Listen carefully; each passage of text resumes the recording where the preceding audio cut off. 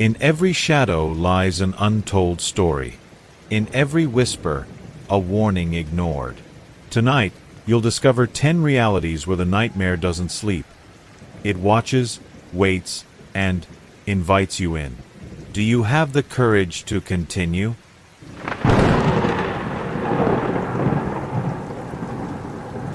The most dangerous thing I ever held in my hands wasn't a weapon, nor poison, but a book. It came into my life shrouded in the mildew and mystery of an estate auction, a shadowy event I attended not out of hobby, but from a sick need to fill the emptiness of my evenings. The item was the final piece from the estate of one Abigail Blackwood, a woman from the 17th century accused of witchcraft and deeds so heinous that local history preferred to forget them. The grimoire was small, bound in a material the auctioneer, with a nervous smile, described as leather of indeterminate origin. My fingers, trained to decipher the secret language of old books, recognized the rough, porous texture immediately. It was human skin. I paid a paltry sum for it. No one else wanted the thing. I brought it home, to my small rented house behind the town library, where stacks of books formed dark canyons and dust danced in pale rays of light. I placed the grimoire on my desk, under the weak light of a lamp. The cover had no title, only spirals and symbols carved into it that seemed to move when watched from the corner of my eye.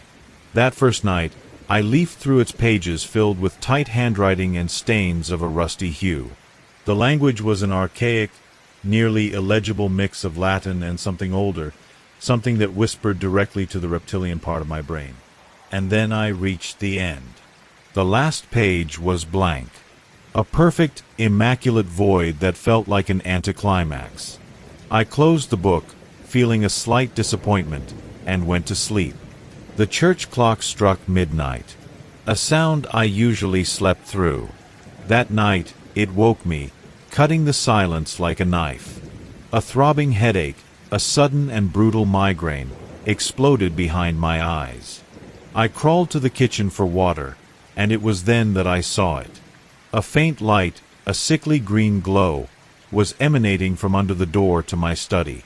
I pushed the door open, my heart beating like a trapped bird.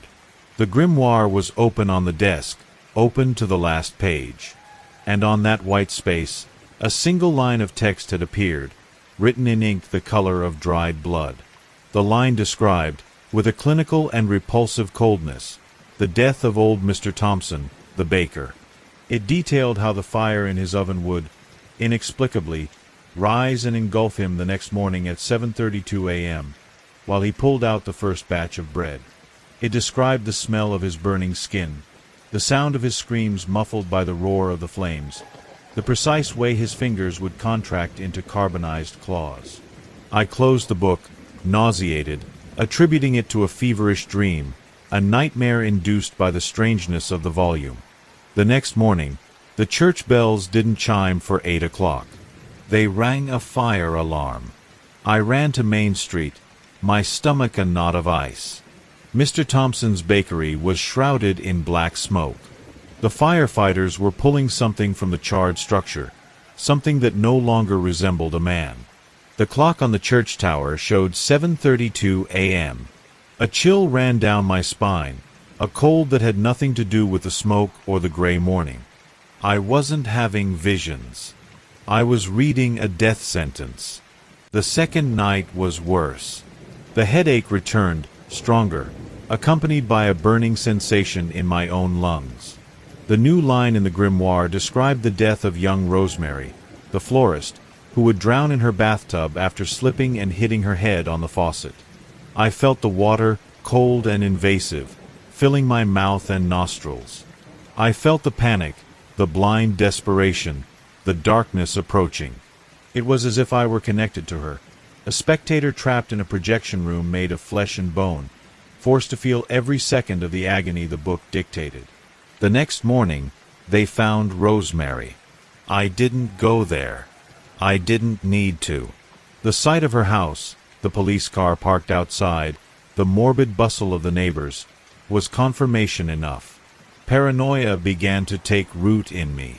Every person I saw on the street, every familiar face, was a potential candidate for the next page. I became a prisoner in my own home, locking doors and windows, watching the clock with growing terror as midnight approached. I tried to destroy the damned book. I pushed it into the fireplace, but the flames refused to touch it, withering as if blown by an invisible wind. I tried to tear its pages, but the skin was incredibly resistant, and my hands slipped as if greased with oil. I tried to throw it in the river, but it reappeared on my desk the next morning, dry and intact. The grimoire had chosen its host, and I was it. The weeks turned into a monotonous nightmare. Every night, after midnight, a new line.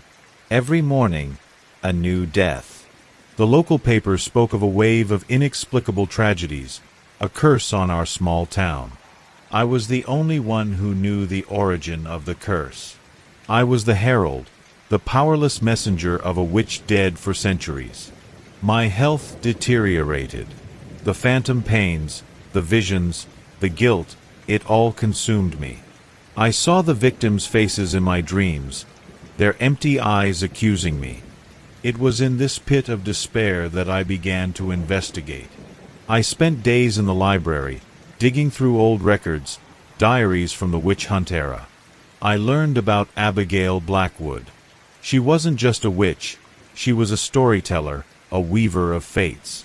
They said she could write reality, that her words didn't describe the world, but created it. The Grimoire of Whispers was her masterpiece, a device to extend her will beyond the grave. The witch wasn't dead. Her consciousness, her perverse essence, was trapped in those pages of skin, dictating a narrative of horror for eternity. Then, one night, as the new line formed before my eyes, describing the death of the blacksmith's son, I felt something different. It wasn't just the victim's pain. It was another presence. An ancient, hungry consciousness watching from behind my eyes, savoring my terror. It was Abigail. She was there, inside the book, and inside me. The connection wasn't just psychic, it was symbiotic. I was her reader, her receptor, and she fed on my anguish. Now, you must be wondering why I didn't run away, why I didn't warn someone. Believe me, I thought about it. But what would I say? That a book made of human skin is writing people's deaths? They would laugh at me, or worse, lock me up. And where would I run? The grimoire would follow. It is part of me now, like a disease in remission that always returns. Your own safety, right there where you are, reading this confession, is an illusion. Because the curse knows no borders, and a book can have many copies, many readers. The climax came last night. The last victim described by the book was Mrs. Jenkins, the sweet landlady who always brought me gingerbread cookies. The vision of her death, a banal and grotesque domestic accident, was the final straw. When the line finished forming, something changed. The entire book glowed with a putrid light, and the previous pages began to turn on their own, fast, until they reached the last page. And for the first time, I saw it. The text describing Mrs. Jenkins's death wasn't alone. Below it, the remaining blank space on the page began to shrink. New words were forming, more slowly, letter by letter, as if the author herself was savoring each moment. It was the beginning of the final sentence. The last sentence. The sacrifice Abigail demanded to complete her work. She didn't just want spectators. She wanted a protagonist. Her protagonist. The name that would complete the grimoire, that would seal her power and, I suspect, free her soul from that prison of paper and flesh. The first letters that formed were those of my name. I no longer look at the clock. I know midnight is approaching. The book is before me, pulsing with a malevolent energy. I feel Abigail's presence in the room, a cold weight in the air, a smell of wilted flowers and graveyard earth. She is here, and she is hungry. The last page is almost complete. Only a few letters remain. I could close the book, turn off the lights, try to sleep. But we know that wouldn't work. The story needs an end. And the reader, once they begin a journey, must see it through to the bitter end. My hand trembles holding the pen, not to write, but to scrape, to scratch, to fight against the narrative. Because if there is one truth I learned from Stephen King, it is that sometimes monsters can be defeated, but the price is terrible. And my name, I suppose, will be the price. Unless I can write a different ending. Unless I can become the author of my own curse. The last word is forming now. And I, your humble and terrified narrator, have nowhere left to run.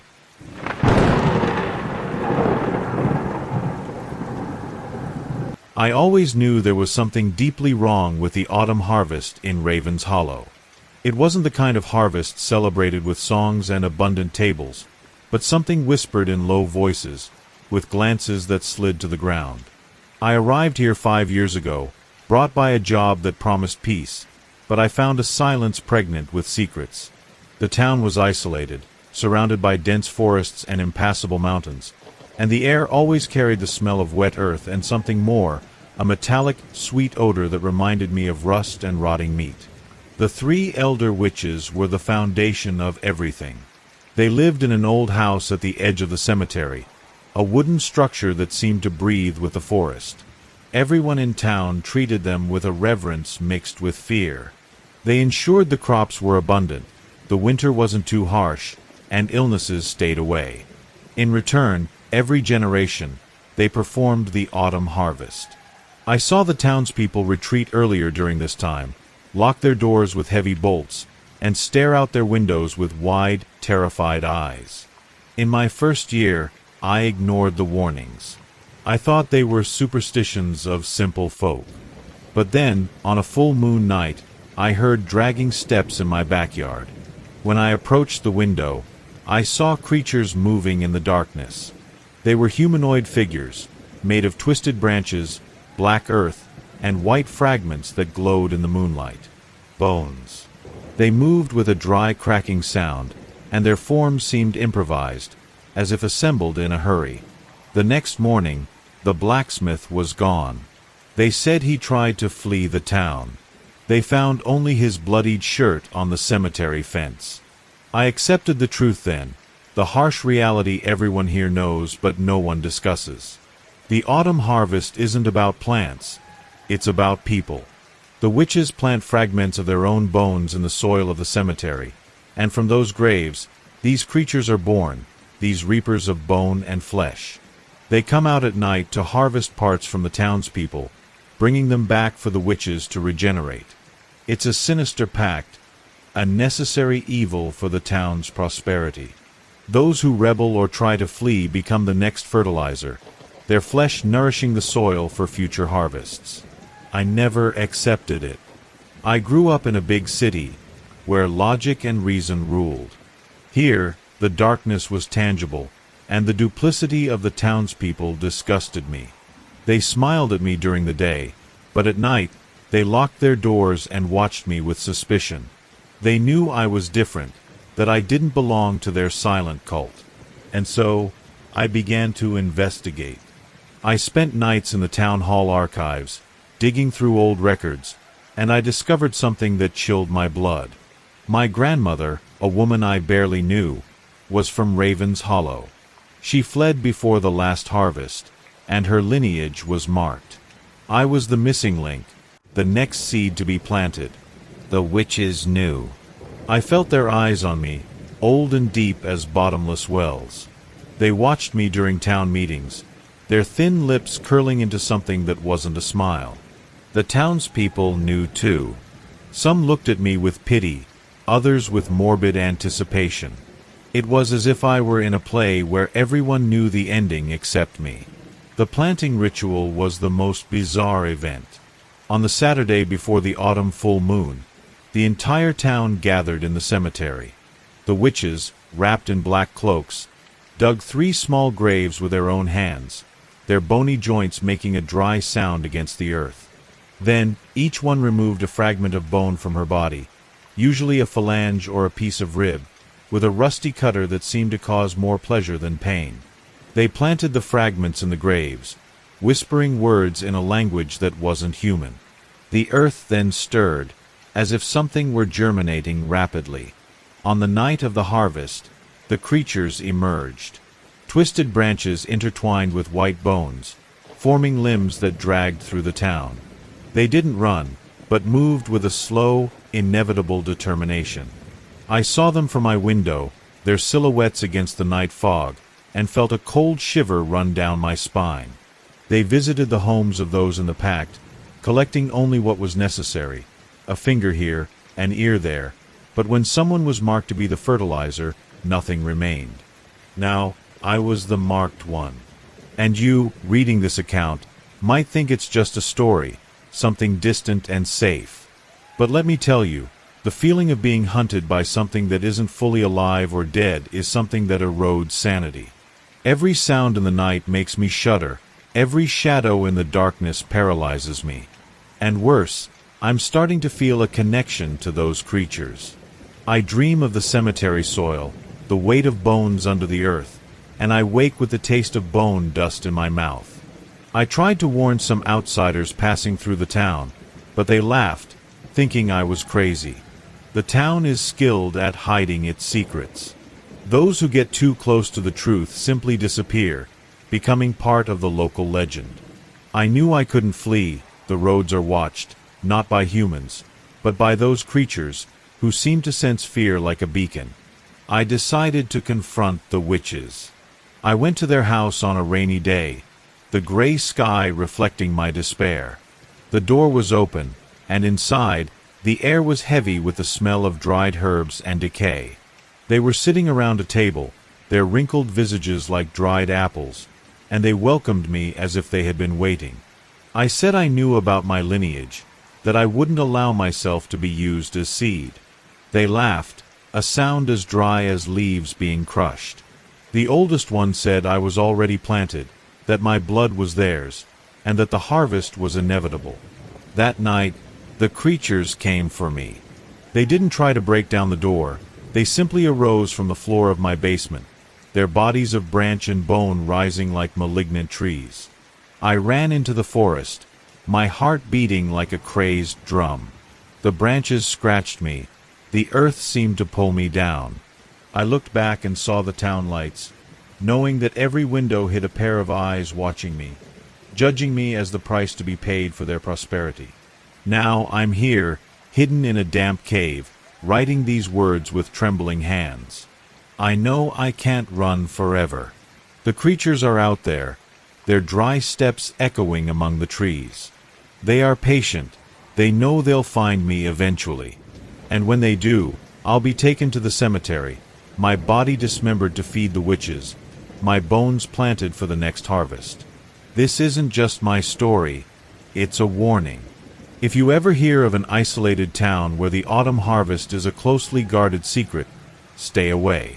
Because once you enter, you never leave. And even if you're safe now, reading this, remember that evil has many forms, and some of them are closer than you think. The bone harvest never ends. It just waits for the next seed. And I am that seed.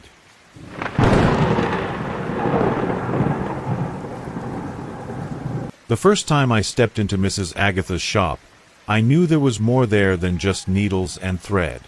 The air smelled of ancient dust and wilted flowers, a scent that clung to the throat and whispered secrets in your ears. She was a woman of indeterminate age, with silver hair pulled into a tight bun, and her hazel eyes seemed to see right through me, through my skin, down to the loose threads of my own existence. Her shop, tucked away on a side street that the town seemed to have forgotten, was a refuge for the desperate, those who had tears in their lives that no therapist or priest could mend. I was there because of my brother, Liam. He had lost his wife in a car accident, a memory so painful it consumed him like a cancer. Someone told me about Mrs. Agatha, said she could patch things that went beyond fabric. With skepticism and a dash of desperate hope, I made an appointment. The shop was small, crammed with bolts of cloth in colors that didn't exist in nature, and an antique sewing machine that seemed to whisper softly as the needle went up and down. Mrs. Agatha greeted me with a calm smile, her slender hand stroking a piece of black silk. I explained the situation, and she nodded, as if she already knew every detail. She said she could stitch up the memory of the accident, close the wound in my brother's mind. But she warned me, every stitch has a price, and the price is never what you expect. In my ignorance, I agreed. I wanted to see Liam smile again. The process was simple, almost mundane. She asked for a photograph of the couple, and with a needle made of bone and a thread that seemed woven from shadow, she began to sew the image, whispering words in a language that hurt to hear. When she finished, the photograph looked intact, but the atmosphere in the room had shifted, as if the air had grown heavier. That same day, Liam called me. His voice was strange, flat. He said he felt better, that the pain had gone away. But something was wrong. He didn't remember the accident, but he also didn't remember the love he had for his wife. His joy had vanished, replaced by a frightening emptiness. He was a shell, an incomplete portrait. That was when I realized the true horror of the shop. Mrs. Agatha didn't fix things, she remodeled them, stealing pieces of reality to make her patches. And she kept those pieces in a room at the back of the shop, a place I never should have seen. Once, arriving early, the door slightly ajar, I saw shadows moving inside, fragments of voices and laughter echoing, pieces of time trapped in a cosmic loom. It was the collection of scraps, where everything she removed was stored, whispering and writhing in eternal agony. Other clients came, each with their own disasters.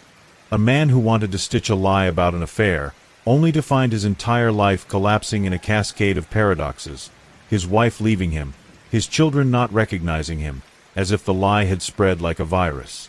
A woman who asked to close a hole in time, a moment of shame that haunted her, and ended up stuck in a loop, reliving random moments of her life without control, losing all sense of what was real and what was memory. Each case was a testament to Mrs. Agatha's perverse power. She wasn't malicious, just indifferent, like a force of nature operating under rules no one understood. Her kindness was a facade for a cosmic operation that left scars on the fabric of existence. Then, there was a client who wouldn't accept the price. His name was Samuel. He had asked to mend the memory of a betrayal, something he had committed that tormented him. Mrs. Agatha stitched the lie that he had always been faithful, but the price was the loss of all passion in his life. His wife stayed with him, but their marriage became a prison of blunted emotions. Samuel, consumed by anger and regret, decided that if he couldn't have his life back, he would destroy the source of his ruin. It was at this point that I became more deeply involved. Samuel sought me out, knowing I was familiar with the shop. His eyes burned with a madness that was frightening. He told me about his plan, about how he would break the cosmic loom, the heart of Mrs. Agatha's operation. I tried to dissuade him, reminded him of the consequences, but he wouldn't listen. He was determined to undo all the stitches, free all the scraps. Now, you reading this might think it's just a story, something distant and fictional. But let me tell you, the fragility of reality is something you don't notice until someone starts pulling the threads. Your own life, your memories, could be hanging by a thread as thin as Mrs. Agatha's line. And if that thread is cut, what will remain? The confrontation happened on a rainy night, when the town was asleep. Samuel forced his way into the shop, armed with a tool he believed could destroy the loom. I followed him, trying to prevent the disaster. The shop was dark, only the flickering light of candles illuminating the path to the room of scraps. Mrs. Agatha was there, standing before her loom, which wasn't made of wood, but of intertwined bones and threads of pale light. She looked sad, but resolute. Samuel shouted, accusing her of stealing his life. He moved toward the loom, but Mrs. Agatha raised a hand, and the air turned icy. The room of scraps began to stir, the shadows whispering louder, the fragments of souls writhing as if trying to break free.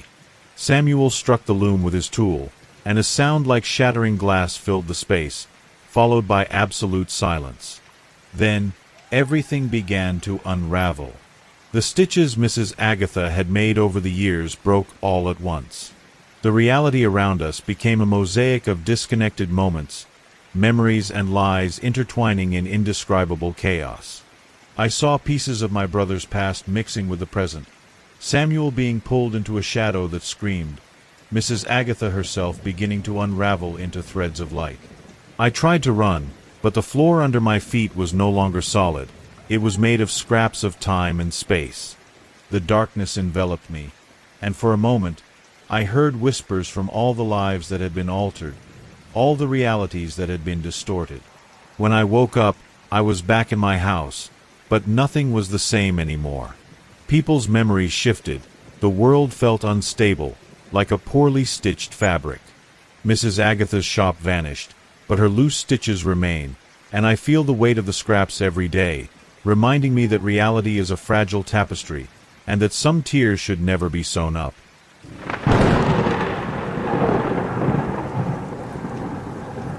The first case came to me as a confusing medical report, one of those files that should have been buried in some bureaucratic basement but ended up on my desk instead. I am a specialist in unexplained phenomena, the guy they call when logic gives way to nightmare. This town, shrouded in fog and secrets, always had its legends, but nothing like what I began to investigate. Pregnant women, all in their second trimester, were found wandering the outskirts of the swamp, confused and with a void in their eyes that seemed to whisper unspeakable horrors. They returned home with no memory of what happened, but with their wombs inexplicably empty, as if the pregnancy had never existed. Doctors called them phantom pregnancies, a term that masked a much darker truth. My first interview was with one of them, a woman named Emily. She was sitting in her living room, wrapped in a blanket despite the stifling summer heat. Her eyes avoided mine, fixed on something distant and unattainable. She remembered nothing, only a song, a melody that called to her during the night, something that made her rise and walk toward the swamp. She described the sound as something alive, a voice that whispered promises of peace but left a trail of cold down her spine. When she came to, her clothes were soaked and her belly was flat. The pain she felt wasn't physical, but a tear in her soul, a depression so deep it seemed to swallow all light around her. The swamp was a place of nightmares, even in daylight. Still, dark waters covered by a layer of duckweed that looked like stretched skin. Twisted trees rose like skeletons, and the air carried the sweet, nauseating smell of decay. The local residents avoided the place, whispering about witches that inhabited the depths, amphibious creatures that sang to lost souls. I, skeptical by nature, attributed this to superstition, but something about that place made me feel watched, as if every shadow hid a pair of ancient, hungry eyes. As I delved deeper into the investigation, I uncovered frightening patterns. All the affected women had heard the song just before disappearing, always during the full moon. Medical records showed that the fetuses had been removed with surgical precision, but there were no incision marks, only a slight discoloration on the skin, as if something had sucked the life out from within. An older doctor, who preferred to remain anonymous, told me in a low voice about legends of witches who stole unborn children to feed their own grotesque progeny. He spoke of collective births in the swamp waters, where hybrid creatures were born under the silvery light of the moon. It was then that I started hearing the song myself. At first, I thought it was just the wind hissing through the reeds, but I soon realized it was more than that. It was a melody that seeped into the mind, a gentle current that pulled my thoughts in dark directions. During the day, I could resist, but at night, it grew stronger, a call that echoed in my dreams. I would wake with a racing heart, the sound still reverberating in my ears, as if someone were whispering my name from the depths of the swamp. Now, you might be wondering why I didn't just drop it, why I didn't hand the case over to someone more skeptical. The truth is, once you hear that song, it never really leaves. It stays there, in the darkest corners of your mind, waiting for a moment of weakness. And if you're reading this, in your safe home, know that there are shadows in the world that can reach you, no matter how well you lock your doors. Evil doesn't need an invitation, it just whispers, and you might be the next to listen. I decided to set up a surveillance on the night of the full moon, armed with recorders and night vision cameras. I positioned my equipment at the edge of the swamp, where the vegetation was thickest. The air was heavy, laden with the smell of stagnant water and something more, a metallic odor like blood. As the moon rose in the sky, the song began, low at first, like a distant hum, but soon growing in volume and intensity. It was a symphony of intertwined voices, singing in a language that wasn't human, words that hurt the ears and promised a sweet, mortal oblivion. I clung to a tree, fighting the urge to stand and walk toward the water. My mind begged me to yield, to let the song take me, but my training kept me focused. Through my binoculars, I saw shapes moving in the water. They were creatures that defied description, with elongated limbs and pale, slimy skin. They gathered in a circle, and in the center, pregnant women arrived, their bodies moving like puppets, their eyes empty of any human emotion. The witches received them, touching their bellies with hands that resembled claws. The ritual was a vision from a nightmare. The witches sang, and a faint light emanated from their own bodies, concentrating on their deformed wombs. I saw what looked like a transfer, an energy leaving the pregnant women and entering the witches. The women fell into the water, motionless, while the witches' bellies distended, pulsing with newly acquired life. Then, under the moonlight, they gave birth. They weren't babies, but small, twisted things that writhed and screamed with high-pitched voices. These hybrid creatures were quickly taken into the depths of the swamp, while the witches gathered them in their arms. One of the women, whom I recognized as one of the missing, began to rise from the water. She looked confused, glancing around as if she didn't know where she was. She returned to the shore, her belly now flat, and began walking toward the town, with no memory of the horror she had witnessed. I wanted to shout, to run to her, but my body wouldn't respond, paralyzed by the song that still enveloped my mind. It was then that one of the witches turned her gaze toward me. Her eyes were like black pools, reflecting the moonlight in an unnatural way. She sang louder, and I felt a sharp pain in my head, as if something were trying to tear my thoughts out. I knew I had to flee, that if I stayed, I would become another victim, or worse, a silent witness forever. With a superhuman effort, I turned and ran, stumbling over roots and mud, the song pursuing me like a haunting. I reached my car, panting and trembling. I started the engine and drove away as fast as I could, but the song was still with me, an echo rooted in my psyche. In the days that followed, I tried to alert the authorities, but my reports were dismissed as the hallucinations of a man under stress. The phantom pregnancies continued, and I, powerless, watched as more women fell victim to the song. Now, I write this account in a dark room, with the curtains drawn tight. The song never stopped, it just whispers lower, waiting for the next full moon. I know they saw me, that they know I witnessed their ritual. And sometimes, in the quietest hours of the night, I feel an irresistible urge to return to the swamp, to surrender to the song and find the peace it promises. It's a terrifying thought, but part of me yearns for it. And perhaps, just perhaps, you who read this, in your illusory safety, might one day hear a distant whisper in the rain, and remember me, and know that danger isn't just in stories, but in the songs the night brings.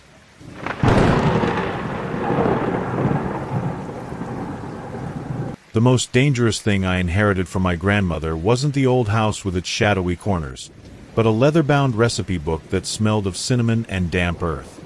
I always remembered her as a gentle woman, with soft hands and a smile that could calm the worst storms of my childhood.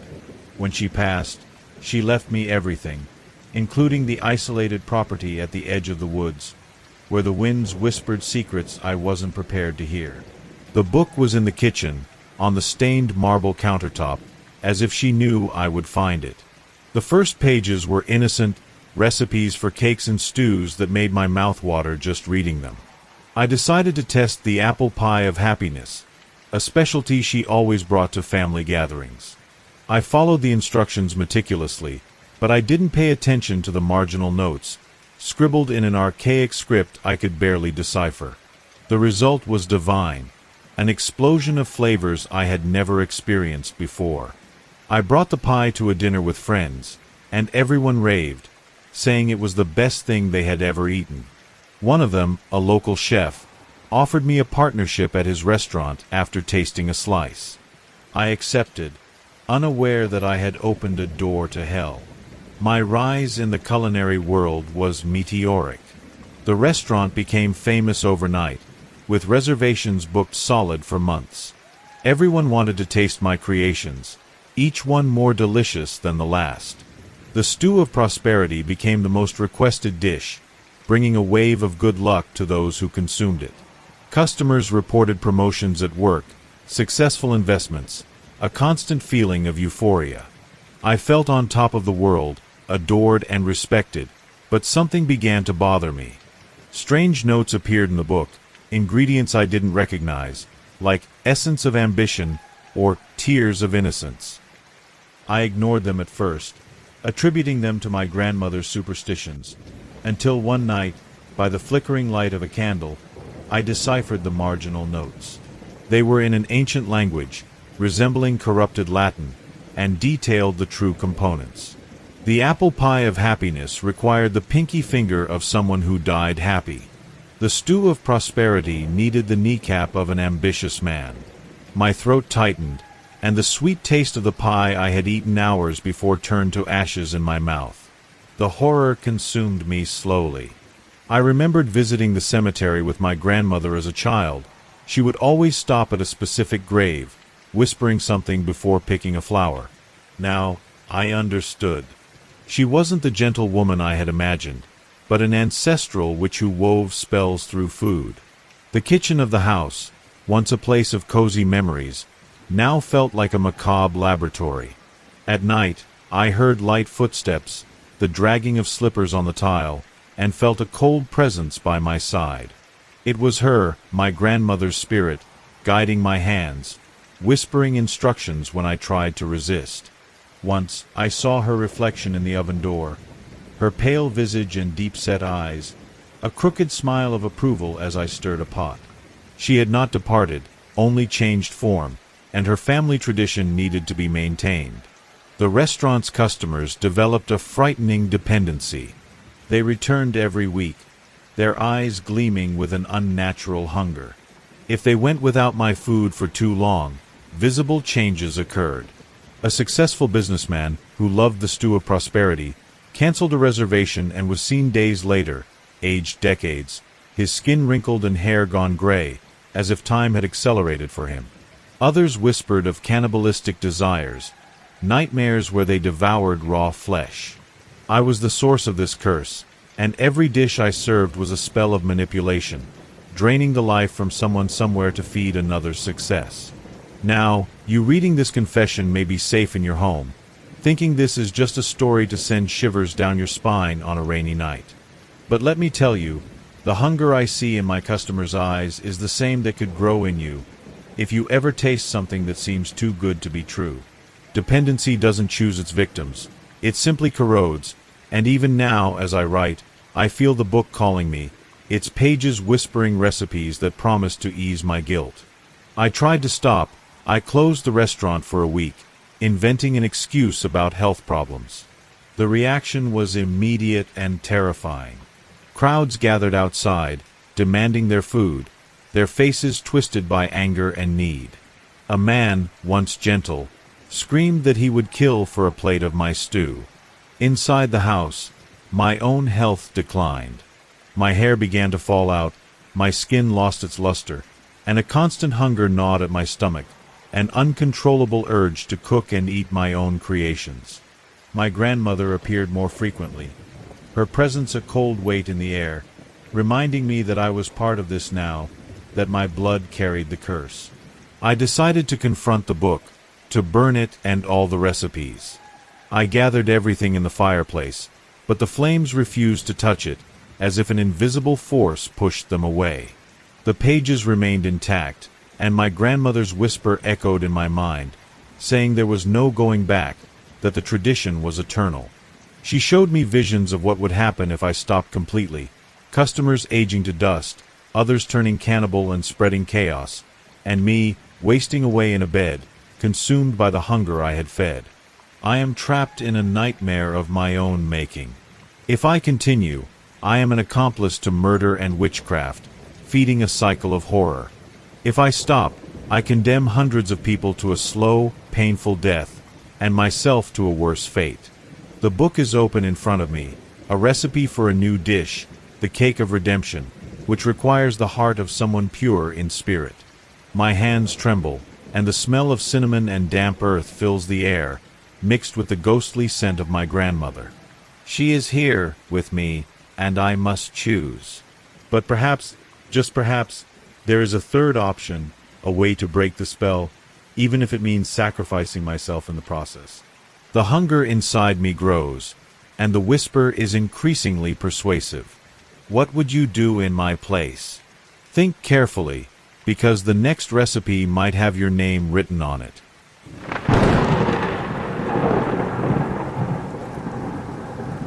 The road was a living thing twisting under the rain, swallowing the headlights and spitting out darkness.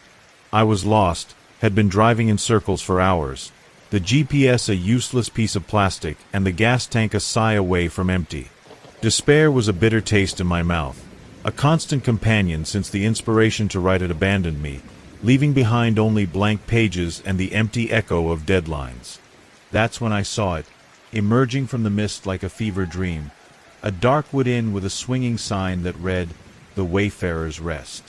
The light in the window was an invitation, a beacon in a sea of gloom, and I, a castaway, clung to it. The door opened before I could knock, revealing a woman of an impossible age to determine. Her hair was silver, tied in a careless bun, and her amber eyes seemed to contain centuries of solitude. She introduced herself as Mrs. Liss, and her smile was warm, but her eyes were voracious, like a collector's before a rarity. The inn smelled of aged wood, herbal tea, and something more, a ghostly odor of dried tears and dust from forgotten roads. She offered me shelter, food, a place to rest, all in exchange for a story. Any story, she said, but the more personal, the more valuable. I, a professional storyteller, felt an ironic relief. Finally, my curse was my salvation. In the common room, other guests huddled in worn armchairs. A middle-aged man named Thomas stared into the fireplace flames with an empty expression. He told me in a low voice that he had surrendered his saddest memory, the loss of his daughter, to ease the pain. Now he could no longer cry, but he also couldn't remember the love he felt for her. His motivation to leave had faded with the sorrow, and he remained there, a ghost of his former self. Another guest, a young woman named Clara, had told a story of betrayal so intense she lost her shadow. Without it, she said, people in town ignored her, as if she didn't exist. She was an echo, invisible to the outside world. Mrs. Liss collected these stories like others collect stamps or coins. Her inn was a museum of human fragments. On the walls, shadows moved independently of their owners, whispering snippets of past lives. Sometimes, I heard laughter or crying from dark corners, echoes of stolen emotions. She wasn't cruel, just insatiably curious and lonely. She fed on the experiences of others, and each story strengthened her, making the inn more real, more inescapable. My first story was a horror tale I had written years ago, about a man haunted by his own nightmares. When I finished, I felt a slight dizziness, as if a part of me had detached. Mrs. Liss smiled, and I saw, for an instant, an additional shadow joining the others on the wall. She warned me that especially vivid stories, like mine, carried a greater price. The next morning, looking in the mirror, I realized I could no longer remember the smell of the ocean, a treasured childhood memory. Each night, I told a new story.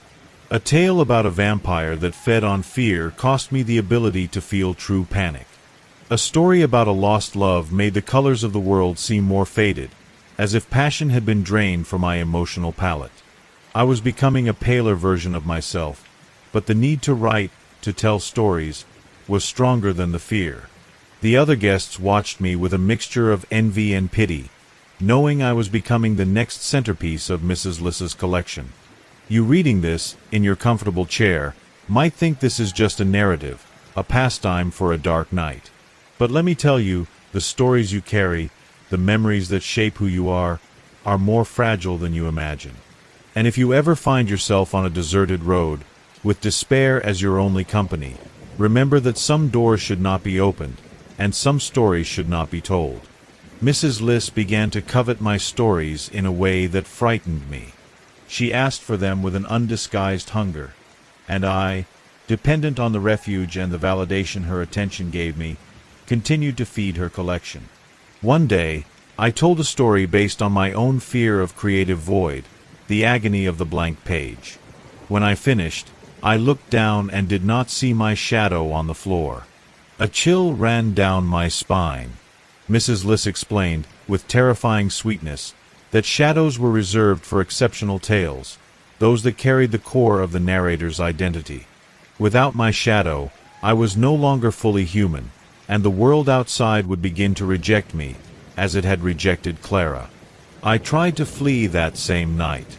I opened the back door, but the road I had traveled was no longer there. In its place, a maze of fog and twisted trees stretched as far as the eye could see. The road changed, obedient to Mrs. Liss's will.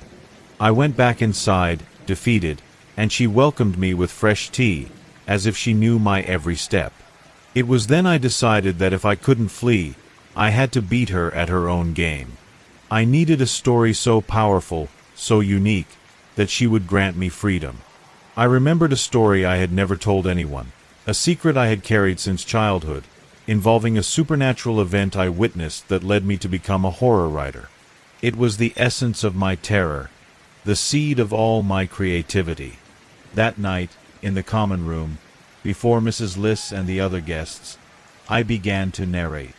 It wasn't an invented story. It was my deepest truth. I spoke of what I saw that night in the woods, the formless entity that whispered promises of inspiration in exchange for a piece of my soul. I told how I, a frightened young man, accepted the pact, and how every story I wrote was a fragment of my humanity being devoured. Mrs. Liss listened, fascinated, her eyes gleaming with a hungry light.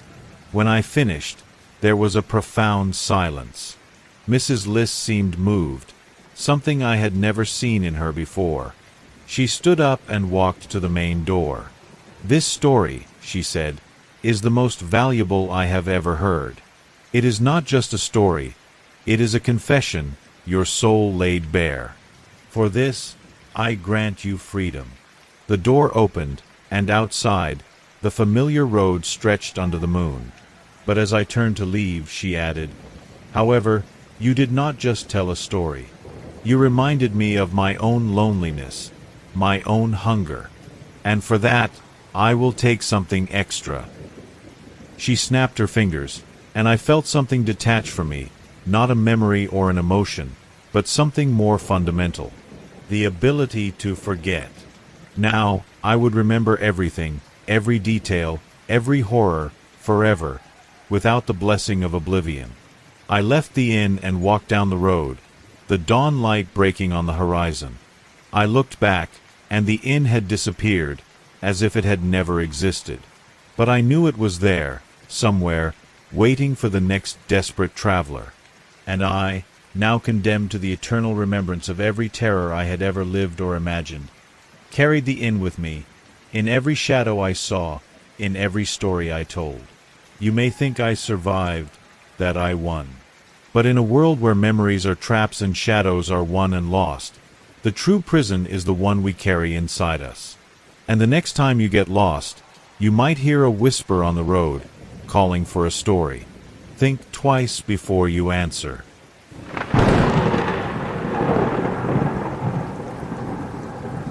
I bought the mirror at an auction of obscure antiques, drawn not by its material value, but by the dark history it carried.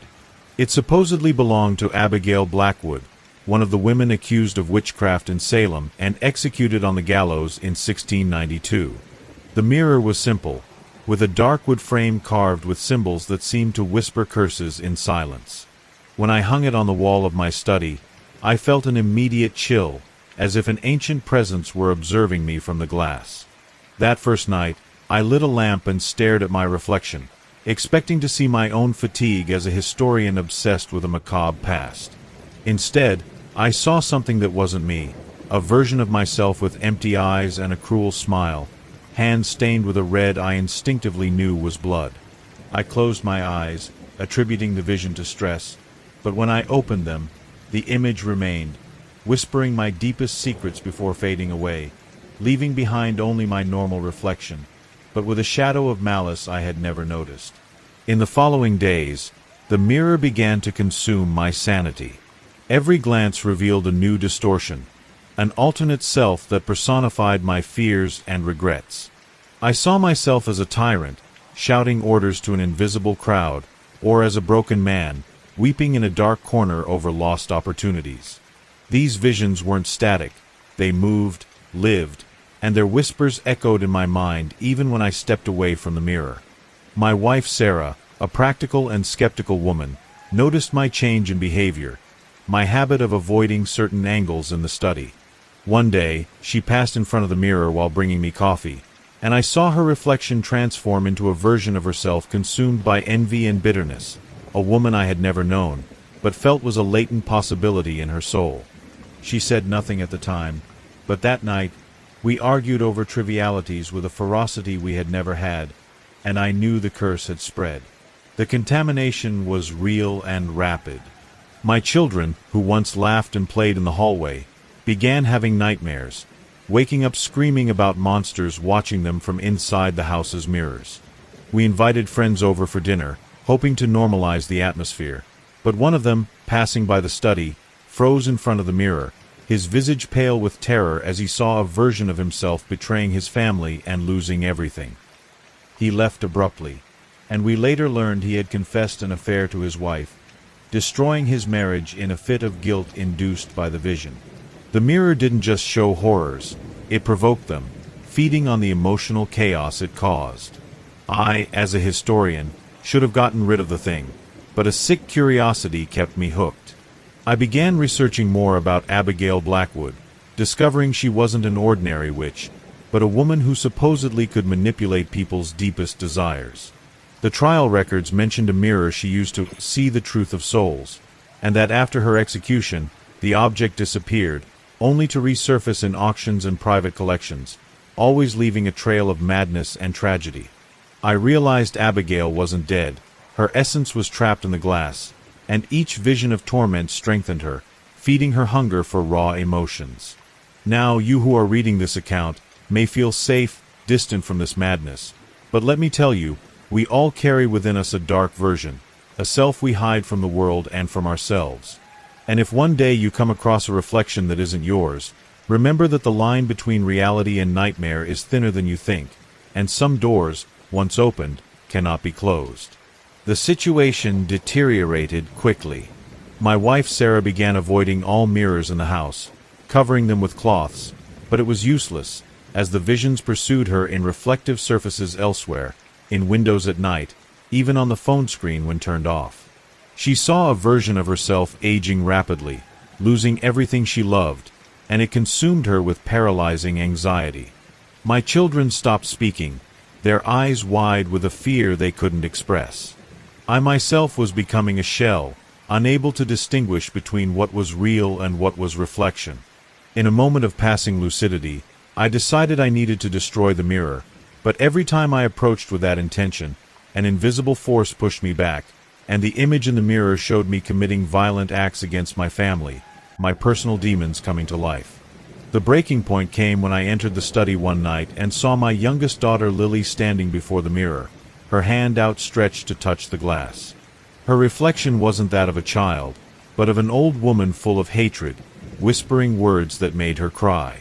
I shouted at her to step away, and when she ran into my arms, She swore the woman in the mirror had tried to pull her inside. In that moment, I knew I could no longer delay the confrontation. Abigail Blackwood was almost strong enough to materialize, and the world of the mirror was overflowing into our reality. I decided that if I couldn't break the mirror, I had to enter it. I prepared myself with protection symbols I had found in my research, though I doubted their efficacy, and at midnight, I faced my reflection once more. This time, I didn't resist the pull, the sensation that the glass was a door. I touched the surface, and it yielded like water, pulling me in with an irresistible force. The world around me dissolved into a vortex of dark colors and cacophonous whispers, and I fell into a space that was a distorted reflection of my own home, but with shadows moving independently and chills of palpable nightmare in the air. Inside the mirror, everything was amplified. My fears materialized as creatures that chased me, my regrets as mazes that confused me. At the center of this dimension, I found Abigail Blackwood, not as a woman, but as an entity made of pure darkness and eyes that gleamed with the stolen light of 1,000 tormented souls. She laughed, a sound that cut like glass, and told me I was her special guest, the one who would finally give her the strength to escape. She had fed on my torment for weeks, and now, with my entry into her domain, she could use my essence as an anchor to reinsert herself into the real world. I fought against her, not with physical strength, but with will, remembering all the moments of light in my life, my children's laughter, my wife Sarah's love, the passion for history that led me to this. Each positive memory was a weapon against the darkness, and I projected them against her, making her form waver. She screamed, furious, but I realized she was made of fear, and without it, she couldn't exist. I concentrated all my strength on accepting my demons, on recognizing that those versions of myself were parts of me, but didn't define me. With a final effort, I enveloped the entity in a light that came from within me, and she dissolved into a scream of agony that echoed throughout the space. When I woke up, I was back in my study. The mirror had shattered on the floor, thousands of fragments reflecting the morning light. My family ran to embrace me, and although frightened, they were safe and sound. We thought the curse had ended, but not entirely. Sometimes, out of the corner of my eye, I still see shadows moving, or hear whispers in moments of silence. The mirror was destroyed, but the wounds it opened in our souls still bleed occasionally. And worse, I discovered that a small fragment was missing, lost somewhere in the house, or perhaps taken by someone. Abigail Blackwood's curse may not have ended, only found a new way to spread. And if you, in your life, ever find yourself looking at a reflection that seems to whisper dark truths, know that it might only be the beginning.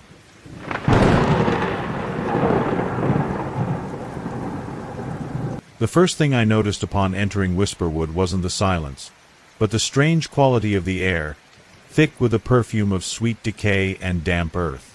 We were there to find a group of missing hikers, a rescue mission that now felt like a death sentence disguised as civic duty. I, a volunteer with more courage than sense, led the team composed of 3 others, a doctor named Anna, an ex-Marine named Thomas, and a botany student named Sophia. The forest welcomed us with arms of twisted branches, and the trees, even in daylight, cast shadows that moved independently, as if observing our passage. Anna commented that the leaves were whispering, but Thomas dismissed it, attributing it to the wind. I wasn't so sure, as the whispers seemed to carry words, fragments of conversations we never had. In the first hour, everything seemed normal, but soon the fog descended, a gray curtain that swallowed sounds and light. That's when I began to notice the marks on the trees, shapes resembling human forms, with limbs entwined in the wood. Touching one, I felt a residual warmth, as if something alive were trapped beneath the bark, and heard a low, almost imperceptible whisper that made me recoil.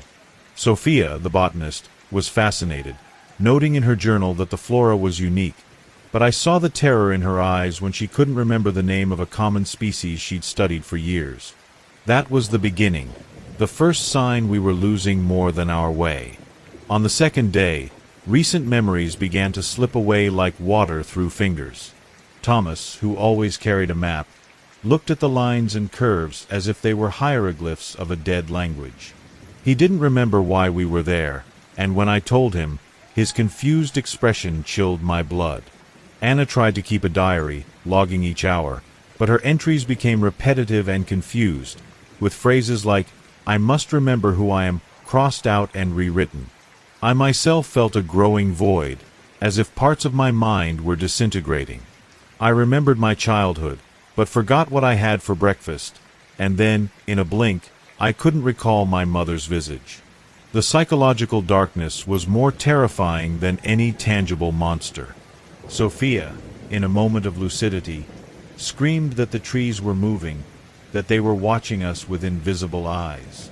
When we ran to her, she was hugging a trunk, her hands fusing with the wood, whispering about how comfortable it was to forget.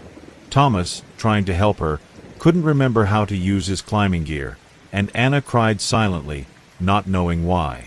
I recorded a message on my phone, stating my name and why we were there, but when I played it back, it sounded like a stranger's voice, and the words made no sense. The forest didn't need to kill us.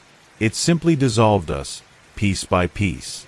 Now, you reading this account may feel safe in your home, surrounded by memories that seem solid and eternal. But imagine for a moment that every memory you have, every experience that shaped your identity, begins to unravel like smoke. What would be left of you? Perhaps just an echo, a whisper in the breeze, like those we heard in the forest. That thought is what keeps me writing, even when my own hands feel foreign, as if they don't belong to me. On the third day, I lost my name. I looked at my reflection in a puddle and didn't recognize the man staring back. Anna, once a confident doctor, now mumbled disjointed phrases about a hospital she couldn't locate. Thomas sat against a tree, his skin beginning to take on a rough texture, and he whispered about past missions he could no longer articulate. Sophia had vanished, but we found her empty boots beside a tree with her hair tangled in the branches. The witches, the weavers of forgetting, were everywhere, not as figures, but as the very essence of the forest. The fog carried their laughter, and the leaves whispered our stories back to us, distorted and incomplete. We decided we needed to turn back, but to where? None of us remembered the way back, or even where we had started. My journal, once a detailed record, was now full of blank pages and frantic scribbles. I recorded another message, begging for someone to find us, but my voice trembled and the words were lost in stutters. Anna tried to lead, but she called Thomas by another name, and he didn't respond, having already forgotten how to listen. The forest enveloped us, and every deeper step was a step toward nothingness. In the climax of our despair, I had a flash, a memory of my young daughter laughing in a park. I clung to that image, using it as a compass in the chaos. I yelled to the others that we had to head east, but Thomas just shook his head, his legs already taking root in the soil. Anna held my hand, and for a moment, her eyes showed recognition, but then she let go and began to hum a lullaby with no melody. I ran, or at least tried to, but my legs were heavy, and the air was like molasses. I looked back and saw Anna and Thomas becoming wooden statues, their forms blending into the trees, and heard whispers that were their final thoughts dissipating. Now, I am alone, writing these words in a notebook I will soon be unable to read. My handwriting is deteriorating, and sometimes I look at my hands and see veins that look like roots. The forest calls to me, promising peace in oblivion, and part of me yearns for it. But as long as a spark of who I was remains, I will keep writing, keep remembering. If anyone finds this notebook, know that Whisperwood is real, and that it doesn't just take your life, it steals your essence.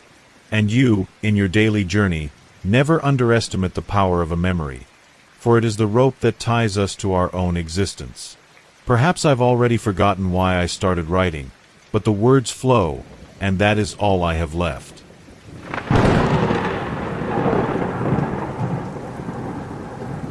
The doll arrived in a moldy wooden box, sent by a distant great aunt we barely remembered. My wife Laura almost threw it away, repulsed by its grotesque appearance. A ragdoll with button eyes and unraveled wool yarn for greasy hair. But our son Liam, with his innocent 8 years, grabbed the thing with unusual fascination. He called it Granny Witchwood, a name we never taught him, and insisted on taking it to his room. That first night, we heard low whispers coming from his room, but we attributed it to a child's active imagination, or perhaps a new game. How wrong we were. The first signs were subtle. Liam had always been a quiet boy, a bit withdrawn, but suddenly he began showing a confidence that bordered on arrogance. At school, a bully who bothered him, a boy named David, mysteriously slipped in the cafeteria and broke his wrist. Liam commented on the incident at dinner with a calm smile that was unlike him. He said Granny Witchwood had taught him a rhyme to ward off bad spirits. We laughed, uneasy, but proud that he was standing up for himself. His teacher called us for a meeting, concerned about Liam's drawings which showed distorted figures and strange symbols. He always carried the doll with him, inside his backpack. Then, the little miracles began to have a darker price. Laura, who had argued with Liam for denying him a new video game, found all her houseplants wilted and dead the next morning, the soil smelling of ashes and rot. Liam, with terrifying calm, said that Granny didn't like it when Mommy got angry. My blood ran cold. The doll was no longer in his room, but hidden in the closet, and its seams seemed tighter, its hollow buttons more penetrating. The nightly whisper became more constant, a low, guttural hum I could hear even from the living room. The final straw was what happened to our cat, Whiskers. The animal had always hissed at the doll, and one afternoon, it scratched Liam's arm trying to bat it away. That night, Liam whispered with the doll for hours. The next morning, we found Whiskers in the backyard, stiff with his eyes wide open, not a scratch on him, but with an expression of pure terror frozen on his features. Liam didn't shed a tear. Instead, he asked if we could bury him under the old apple tree in the yard, because Granny said the tree would grow stronger. That's when we realized we were no longer dealing with an active imagination, but with something deeply wrong and evil. Now, you reading this, safe in your home, might think this is an exaggeration, the desperation of overprotective parents. But I ask you, what would you do if you saw the light in your child's eyes go out, replaced by an ancient, calculating spark? How do you fight an enemy that whispers through your own child's smile? The truth is, evil rarely arrives with a bang. It settles in the quiet corners, in the nightly whispers, and feeds on our reluctance to believe the impossible. Liam's personality changed drastically. His old friends avoided him, and he didn't seem to care. His drawings became complex diagrams, and he started collecting strange objects, crow feathers, sharp stones, shards of mirror. I found a notebook under his bed, full of scribbles in a language I didn't recognize, but that hurt to look at. Laura, consumed by guilt and fear, tried to take the doll to throw it out. Liam had a fit of rage like we'd never seen, screaming words that weren't his voice a grotesque duet with a harsh whisper coming from the doll. The bedroom window shattered without any explanation, and Laura got a deep cut on her arm. The doll, fallen on the floor, seemed to smile with its stitched mouth. I researched the name Witchwood. I discovered legends about a 17th century witch, Ilara Witchwood, accused of witchcraft and of draining the life from children to maintain her own youth. She was never captured, just disappeared. The doll was her anchor, a receptacle for her dying soul, and she was using our son, his innocence and his connection to the modern world, to reconstitute herself. Every spell, every act of malice, strengthened her. She didn't just want a friend, she wanted a new body. The night of the final confrontation came with a storm that battered the house. Liam locked himself in his room, and we heard not just his voice, but two, a child's and an old woman's, chanting in unison. The smell of rotten herbs and ozone filled the hallway. We knew it was our last chance. With broken hearts, we broke down the door. Liam was standing in the center of a circle drawn with charcoal, holding the doll. His eyes were completely black, and an old, tired smile stretched across his young lips. "She's almost ready," he said with Liam's voice, but with Alara's inflection. "This young body will be perfect." Laura, moved by a maternal instinct stronger than any fear, ran to him, not to grab him, but to hug him. She whispered in his ear, not about spells or witches, but about how much we loved him, about how he was before that thing arrived, about the smell of his skin as a baby, about the first time he rode a bike. She spoke of love, of pure memories, the one thing the entity inside him could not comprehend or corrupt. I, meanwhile, grabbed the doll. It was warm and pulsating, like a sick heart. The button eyes looked at me with ancestral hatred. I remembered the legends, that a witch trapped in an object fears fire, purification. Holding the thing that fought and whispered curses, I ran to the living room fireplace and threw it into the flames. A scream that was not human, a shrill sound of pure agony, filled the house. From the chimney, a black smoke smelling of burnt flesh exploded into the night sky. In the room, Liam fainted in Laura's arms. When he woke up, hours later, he was our son again. Frightened, confused, and crying for his cat. The doll had turned to ashes. But the experience marked us forever. Liam still has nightmares, and sometimes on very quiet nights, I swear I hear a distant whisper in the wind, a promise that she isn't completely gone. Evil like Alara Witchwood's never truly dies, it just waits. And if you have a child at home, look at their toys, pay attention to their whispers. Because the next Ragdoll, that innocent gift from a distant relative, might not be just a toy. It might be a prison, and your family's doom may just be beginning.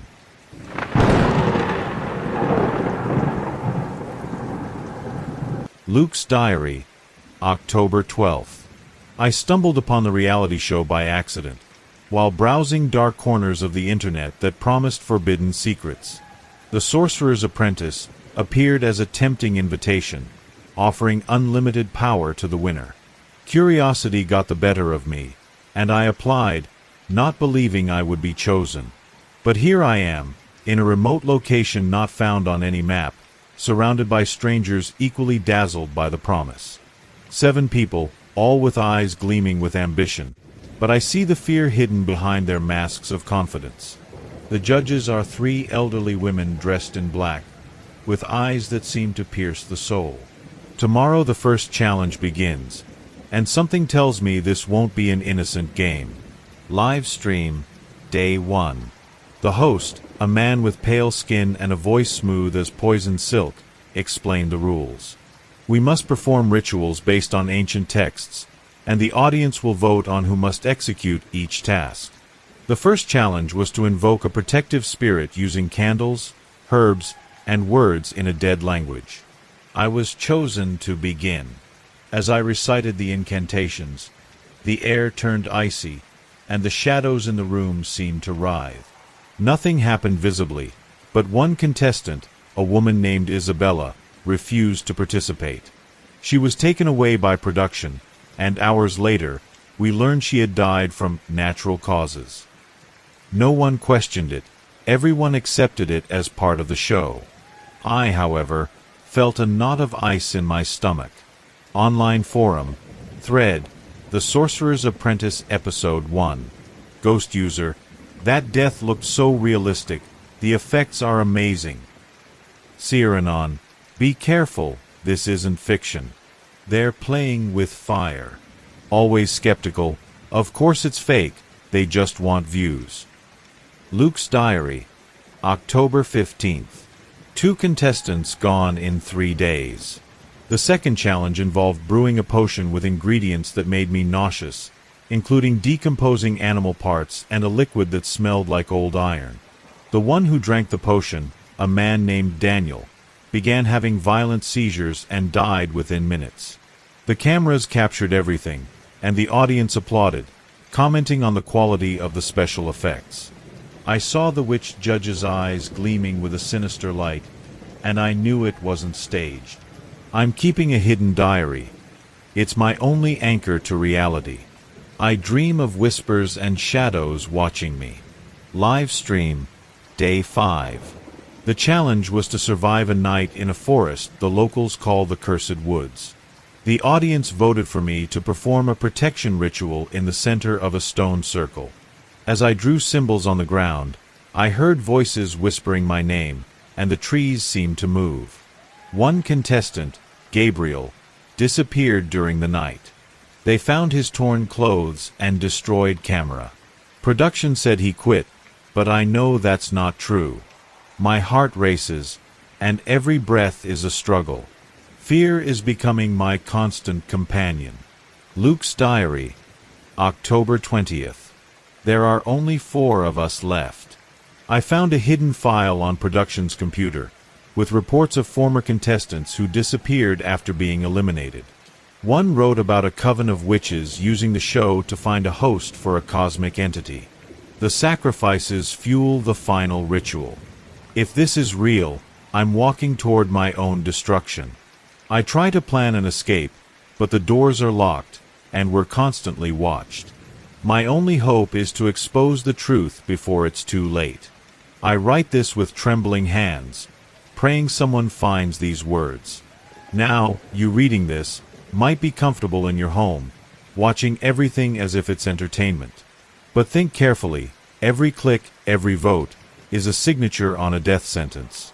You think you're immune, that this is just a distant story? I thought the same, and now I'm trapped in this nightmare. Your curiosity could be the rope that hangs an innocent person. Don't be an accomplice. Don't ignore the warnings. Live stream, Day 10. The final ritual approaches, and the audience is in a frenzy. The challenge is to summon an entity using a circle of blood and bones. 2 contestants were forced to duel, and one died with his chest pierced. His body was consumed by a darkness that seemed alive, and the witches smiled, satisfied. I remained silent, trying not to draw attention, but I know I'm one of the finalists. The popular vote will decide the winner, and I fear it will be me. If that happens, I'll be the host for this abomination. I tried to warn the audience through subtle signals, but no one noticed. They just want more excitement. Luke's Diary, October 25th. I won the reality show. The witches took me to an underground chamber, where the air is heavy and smells of sulfur. They explained I will be the vessel for Nyarlathotep, their ancestral god. The ritual will be at midnight, and there's no way out. I found a moment to write these final lines. If this diary is found, warn the world. The reality show, The Sorcerer's Apprentice, is real, and the witches are using the audience as fuel for their magic. Stop watching. Stop voting. Unlimited power is an illusion, and the price is the loss of everything we are. I feel the entity approaching, a cold weight in my mind. This is the end for me, but perhaps not for you. Learn from my mistake. Final transmission. Recovered fragment. Luke's voice, distorted and overlaid with whispers. This isn't a game. They're here, and you brought them. Every vote, every view, gave them strength. Now, he comes. Nyarlathotep lives in me, and soon he will be free. Your entertainment is our damnation. Remember me when you see the darkness coming. Silence, followed by static. Postscriptum. The show's website was taken down, but new channels keep appearing. Luke was reported missing, and his family still searches for answers. Meanwhile, in obscure forums, the audience celebrates the best season ever. And you, what will you do the next time you find something that seems too good to be true?